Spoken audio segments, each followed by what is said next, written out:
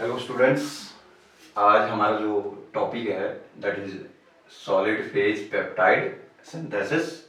और मैरीफील्ड peptide synthesis. ठीक है,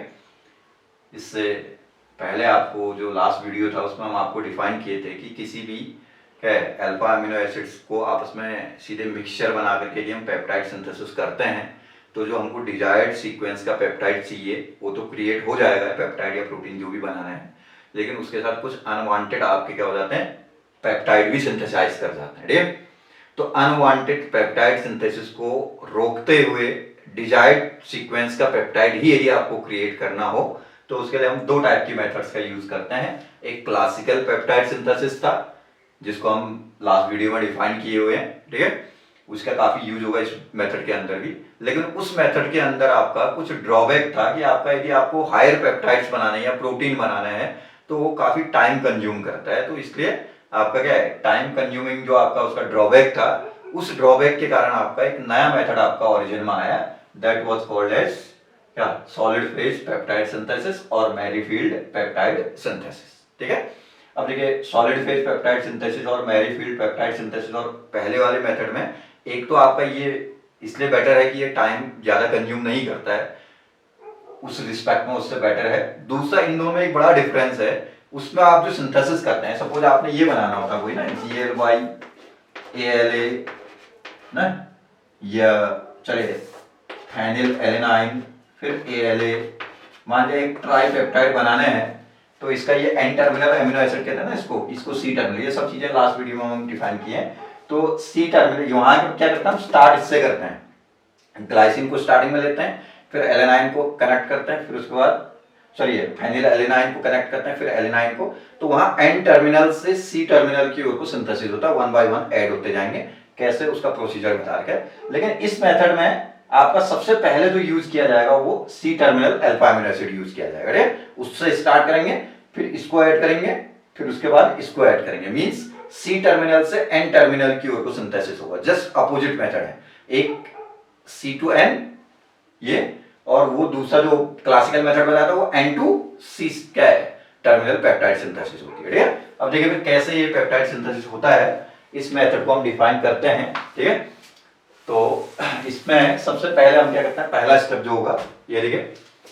स्टेप 1 में ये है O। अब हम बहुत ज्यादा कुछ पोर्शन इसका लास्ट वीडियो में जो होगा वहां से भी आपको कुछ चीजें सीखने को मिलेंगी। यहां का सीक्वेंस में हमको क्या चाहिए, एलेनाइन चाहिए ना, लास्ट में CH3 COOH, ये हो गया, ये क्या हो गया, एन टर्मिनल प्रोटेक्टेड, ये TBOC से डाई टर्सरी ब्यूटिल डाइकार्बोनेट से हमने क्या है, जो हमारा एलेनाइन होगा उसका एन टर्मिनल प्रोटेक्ट करके रखा होगा पहले से। ठीक है, इसको आप रिएक्ट करते हैं Cl CH2, ये भी आपका कोई रेजिन, ठीक है ना, ये क्या है, रेजिन है। ठीक है ना, तो इसके साथ जैसे ही हम ट्रीट करते हैं तो इसका H, इसका Cl निकल जाएगा। अब कोई कार्बोक्सिल क्या है, ये अमीनो एसिड को CO नेगेटिव फॉर्म में लिखेंगे तो सीधे अटैक करके Cl को रिप्लेस कर देगा, तो यहां से बन जाएगा क्या, देखिए OCO NH CH CH3 C double bond O CH2, ये रिंग, ये क्या है, रेजिन है, सॉलिड रेजिन। तो सॉलिड रेजिन की हम रिएक्शन करते हैं किसके साथ, N terminal protected C terminal alpha amino acid लिया, तो मैंने एलेनाइन है ना, तो उसका एन टर्मिनल प्रोटेक्ट करके रेजिन के साथ रिएक्शन करके पहले हमने ये रिएक्शन करा दिया। ठीक है, देन दूसरे स्टेप में देखिए इसी का OCO NH CH CH3 COO CH2, ये ना, इस पे आप डालते हैं, ये भी आप वहां डिफाइन किए CF3COOH CH2 Cl2, ये क्या होता है, TBOC से एन टर्मिनल को क्या करना है, डी प्रोटेक्ट करना है, ये TBOC जो आपका क्या है एन टर्मिनल पे आपका प्रोटेक्टिंग ग्रुप के फॉर्म में एडेड है ना, तो आपका ये रिएजेंट हम डालते हैं तो ये डी प्रोटेक्ट हो जाता था। लेकिन ये इस वीडियो को देखने के लिए आपको पहला वीडियो तो आपको आना पड़ेगा। ये एन टर्मिनल कैसे प्रोटेक्ट हुआ उसकी रिएक्शन वहां बता रखे हैं, ये डी प्रोटेक्शन कैसे होता है उसकी रिएक्शन हम वहां डिफाइन किए हुए हैं। तो इसलिए मैं यहाँ पे बहुत ज्यादा इनके डिटेल पार्ट में नहीं जा रहा हूं, तो आप वहां से कोशिश करेंगे समझ में आ जाएगा भैया। COOCH2 ये हो गया, सी टर्मिनल पे रेजिन ऐड हो गया, एन टर्मिनल फ्री हो गया, ठीक है। तीसरे स्टेप में देखिए, थर्ड स्टेप में ये है H2N CH CH3 C double bond O O CH2 ये ना, इस पे आपने क्या किया देखिए, दूसरा अल्फा अमीनो एसिड क्या है फेनिल एलेनाइन, तो ये है H2N CH CH2 and C6H5 COOH phenylalanine, इस पर TBOC DCC, ठीक है। मींस जो अगला हमको सीक्वेंस में अल्फा अमीनो एसिड चाहिए उसका हमने क्या करा, एन टर्मिनल TBOC से प्रोटेक्ट किया है। तो ऐसा होता था OCO NH इतना हो जाता ना, CH CH2 C6H5 C double bond O, DCC से C टर्मिनल एक्टिवेट कर लिया, O ऐसे लिख लेते हैं चलिए DCC को, ठीक हो गया। तो अल्फा अमीनो एसिड जो अगला हमको सीक्वेंस में चाहिए उसको हमको क्या कहते हैं, जो राइट मोस्ट से लेफ्ट साइड को चाहिए हमें, उसका नेक्स्ट सेकंड वन, फर्स्ट वाला तो ये है, तो उसका हमने सी टर्मिनल एक्टिवेट किया, एन टर्मिनल प्रोटेक्ट कर दिया। तो अब ये जो दूसरे स्टेप में ये बना था इसको हम इसके साथ ट्रीट करा देंगे, तो क्या होगा, इसका NH2 इसके एक्टिवेटेड सी साइड पे रिएक्शन करेगा, तो एक्टिवेटेड सी साइड पे रिएक्शन करेगा तो DCC हट जाएगा, ये इसके साथ कनेक्ट कर जाएगा, क्या बन जाएगा, ये इसके साथ रिएक्शन करेगा है, ये वाला पोर्शन यहां पे रिएक्शन करेगा, ठीक है। तो ये बन जाएगा आपका, इसको ऐसे लिख लो OCO फिर NH ये ना, फिर CH CH2 C6H5 ये हो गया, फिर CO ये हो गया, फिर यहां से ये जो ग्रुप है ना ये एलिमिनेट करता है, यहां से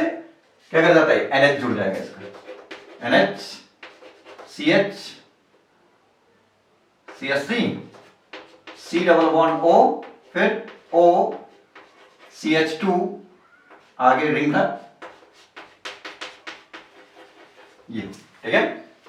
तो आपका क्या है, राइट मोस्ट तो वही रहा ना, एलेनाइन ही रहा, यहां तक तो था एलेनाइन ना। अगला एमिनो एसिड इसके साथ कनेक्ट कर गया, ठीक है, ठीक है। इतना आपका क्या था, एलेनाइन था, इसका NH इसके CO के साथ कनेक्ट कर गया, ये हो गया हमारा दूसरा एमिनो एसिड इसके साथ, जिसका अभी एंटर क्या है, सी टर्मिनल एन टर्मिनल क्या है प्रोटेक्टेड है, ठीक। अब आप क्या करेंगे इसमें, अब तीसरा क्या चाहिए था हमको, ग्लाइसिन चाहिए सीक्वेंस में, तो अब आप क्या करेंगे देखिए, अब इसको इसके आगे आपको ज्यादा कष्ट नहीं होगा, देखिए अब क्या करना ना, दूसरे स्टेप को रिपीट करो, तो क्या करोगे इसमें डाल दोगे आप CF3 COOH और दूसरा CH2 Cl2, ये तो किया था हमने काहे के लिए, एन टर्मिनल को डीप्रोटेक्ट करने के लिए, तो इसका एन टर्मिनल डीप्रोटेक्ट हो जाएगा, क्या बन जाएगा NH2, ये NH2 हो जाएगा, ये हट जाएगा यहां से है? CH और डीप्रोटेक्शन की रिएक्शन एग्जैक्ट आपको वहां पहले वाली मेथड से दिख जाएगा है? C6H5 CO NH CH CH3 CO O CH2, ठीक हो गया ना इतना तक, ये हो गया। अब हमारे पास क्या है, दो अल्फा अमीनो एसिड जुड़ चुका है, अब हम क्या करेंगे, ये जो हमारा था इसकी जगह पे ये यूज होगा, मतलब तीसरा स्टेप दोबारा रिपीट होगा,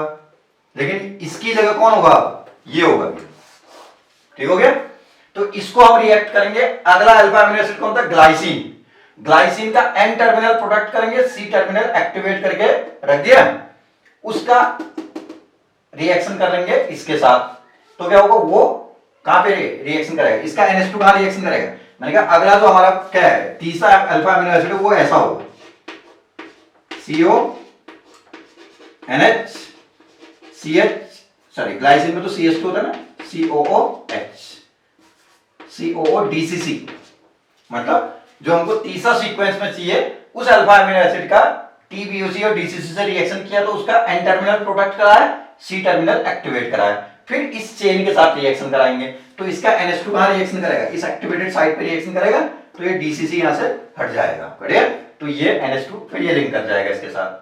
हो गया। फिर उसके बाद इसको डीप्रोटेक्ट करोगे, फिर हमारे पास चेन में 1 2 3 अल्फा अमीनो एसिड जुड़ गया। फिर उसके बाद हम क्या करेंगे, फिर वही अगले अल्फा अमीनो एसिड का TBOC और DCC से रिएक्शन करके N terminal product C terminal activate करेंगे तो इसका ये हट गया था तो NH2 फ्री था, वो NH2 फिर वहां एक्टिवेटेड साइड पे अटैक करेगा, तो 1 बाय 1 लेफ्ट से राइट मोस्ट, सॉरी राइट से लेफ्ट की ओर को कनेक्ट होते जाएगा, ठीक है। मेरी बात समझ रहे होंगे। तो हमने क्या कार्य किया, आपको डिजायर्ड सीक्वेंस का पेप्टाइड चाहिए था, मान लिया हमने कहा ये चाहिए था ना GLY PHE ALA, ये ट्राइपेप्टाइड चाहिए, तो सबसे पहले जो राइट मोस्ट है C terminal alpha amino acid उसका N टर्मिनल प्रोडक्ट कराया था, वो N terminal protected C terminal alpha amino acid है, ठीक है। उसकी हम रेजिन के साथ, सॉलिड रेजिन के साथ रिएक्शन करते हैं तो इसका HCl HCl निकल गया, तो ये रेजिन इसके साथ ऐड हो गया, मतलब यहां से फिक्स हो गया हमेशा के लिए, ठीक हो गया, तो इतना बन गया। अब दूसरे स्टेप में आपने क्या किया, ट्राइफ्लोरो एसिटिक एसिड और डाइक्लोरोमीथेन से आपने इसका N टर्मिनल डीप्रोटेक्ट किया। N टर्मिनल डीप्रोटेक्शन के लिए ये रिएजेंट डालते हैं, पहली मेथड में हम बता रखे हैं कैसे, वहां रिएक्शन भी डिफाइन किए हुए, ठीक है। तो ये हटेगा तो ये NH2 फ्री हो गया, इतना हो गया। अब आपने अगला अल्फा अमीनो एसिड कौन जोड़ना है इसके साथ, फेनिल एलेनाइन जोड़ना है, तो ये हमारे पास फेनिल एलेनाइन, ये जो मैंने यहाँ पे दिखा रखा है, ये दिख रहा है ना, फेनिल एलेनाइन का TBOC और DCC से रिएक्शन करा, TBOC और DCC से रिएक्शन करेंगे तो क्या होगा, इसका क्या होगा, TBOC से रिएक्शन करके N टर्मिनल प्रोडक्ट हो गया, ये दिख रहा है N टर्मिनल प्रोटेक्टिंग ग्रुप ये होता है, ठीक है। DCC से रिएक्शन किया तो C टर्मिनल पे एक्टिवेटिंग ग्रुप जुड़ गया DCC, ठीक हो गया, तो ये इसका C टर्मिनल एक्टिवेट हो गया, किसका, फेनिल एलेनाइन का जो अगला अमीनो एसिड है, तो उसका हमने N terminal product C terminal activate करके जो दूसरे स्टेप में जो बना था उसके साथ रिएक्शन कराएंगे तो उसका NH2, दूसरे स्टेप में जो बना है उसका NH2 फ्री करेगा, मैंने डीप्रोटेक्ट करा करके NH2 फ्री कर दिया था, वो इसके एक्टिवेटेड साइड पे तो रिएक्शन करेगा, तो यहां से जुड़ गया, देखिए इसके साथ ये इतना अपनी जगह बने रहेगा, DCC हटा, एक्टिवेटिंग ग्रुप हटेगा, उसके साथ ये जुड़ गया ऊपर का ये, ठीक है ना। देन उसके बाद फिर हमने क्या करा इसका, अब दूसरे और तीसरे स्टेप को रिपीट करो, दूसरा स्टेप लगाओगे क्या होगा, ये हटेगा, तो अब हमारे पास चेन में 2 अल्फा अमीनो एसिड हो गए, दूसरे वाले का NH2 फ्री होगा, ये हो गया, जैसे मैंने यहां दिखा दिया, नीचे दिखा दिया, एक ये हो गया, दूसरा ये हो गया, उसका NH2 फ्री है, डी यहां से प्रोटेक्टिंग ग्रुप हट गया। अब तीसरा जोड़ना है तो उस तीसरे को जिसको इसके साथ जोड़ना है उसको ऐसे ही इसी पैटर्न में, जैसे ग्लाइसिन जोड़ना है तो ग्लाइसिन का क्या कर लोगे, TBOC से रिएक्शन करके N टर्मिनल प्रोटेक्ट कर लोगे, DCC से रिएक्शन करके C टर्मिनल एक्टिवेट करके रख दिया, उसको इसके साथ रिएक्शन करोगे तो इसका NH2 उसके एक्टिवेटेड साइड पे अटैक करेगा, तो तीसरा जुड़ जाएगा। फिर उसके बाद तीसरे का इस साइड को N टर्मिनल क्या है, प्रोटेक्टेड है, फिर दूसरा स्टेप लगा करके उसको डीप्रोटेक्ट करोगे, फिर उसके बाद क्या करोगे, अगले अल्फा अमीनो एसिड को TBOC DCC से रिएक्शन करके फिर तैयार करके रखना है, फिर उसके साथ रिएक्शन करोगे तो ऐसे ऐड होते जाएगा और एक चेन क्रिएट होते जाएगा, ठीक है। और फाइनली आपका जो लास्ट स्टेप होगा उस स्टेप में आप क्या करेंगे भैया, यहाँ पे सपोज आपका डिजायर्ड सीक्वेंस का पेप्टाइड बन गया, ट्राइपेप्टाइड बनाना था आपने, तो ट्राइपेप्टाइड आपका बन चुका है, तो आप क्या करेंगे, ये ना सपोज ये बन गया आपके NH2 CH2 CO, ये ग्लाइसिन है ना, NH, ये आप दूसरा वाला आ गया CH3, कौन था, CH2 C6H5 फेनिल एलेनाइन है, ये हो गया ना दूसरा अल्फा अमीनो एसिड, फिर तीसरा NH, फिर CH CH3, लास्ट में एलेनाइन था, CO, फिर यहां से O CH2, इतना था,